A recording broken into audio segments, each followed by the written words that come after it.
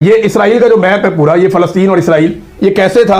तो ये सबद इलाका जो है, ये 1946 में ये जो हरा एरिया सारा, ये मुसलमानों के पास था, फलस्तीनियों के पास था।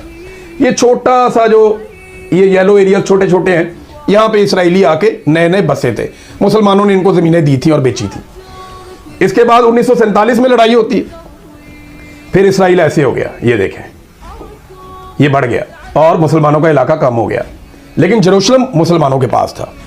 1967 में जंग होती है और इसराइल काफ़ी हद तक जेरूशलम पे भी कब्जा कर लेता है और बहुत सारे एरिया पे मजीद कब्जा करता है। अब इसराइल ये इतना बड़ा हो गया है, ये सारा एरिया इसराइल के पास है और ये थोड़ा सा एरिया मुसलमानों का कम होते होते ये गजा है और ये जेरूशलम उसकी सराउंडिंग है, जिसको वेस्ट बैंक आप कहते हैं।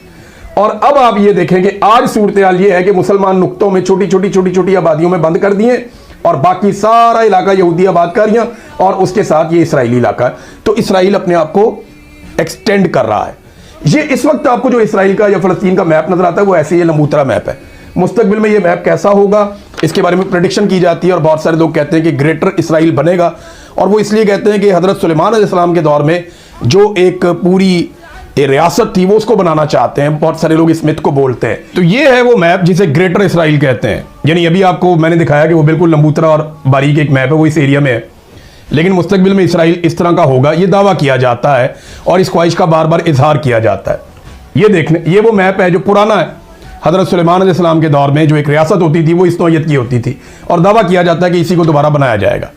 अब अगर ये बन जाती है या बनाने की कोशिश की जाती है, देखें ना, अगर अरब ममालिक और ईरान ये सारे आपस में लड़ेंगे तो कमज़ोर हो जाएंगे। जब कमज़ोर हो जाएंगे तो इन पे कंट्रोल करना आसान हो जाएगा और यही बात तुर्की बार बार समझाता भी है। अब आप ये देखें कि इसमें कौन कौन से ममालिक फंसेंगे। ये आ गया एक और मैप, ये देखें, ये जॉर्डन सारा का सारा गया। इसका कलर चेंज करते हैं ताकि आपको आसानी से नजर आए। ये देखें, ये जॉर्डन जिसको आप उर्दन कहते हैं सारा का सारा गया।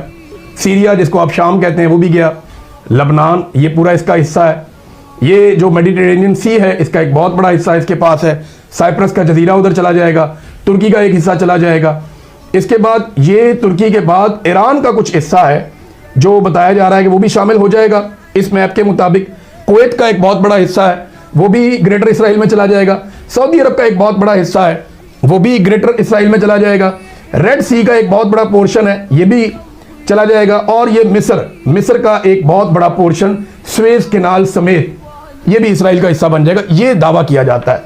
यानी ईरान, इराक, शाम, लबनान, मिस्र, सऊदी अरब, बहुत सारे ममालिक जो है, तुर्की इवन, और कुवैत और रेड सी, और इसके अलावा ये पहुंच जाएंगे यहां तक।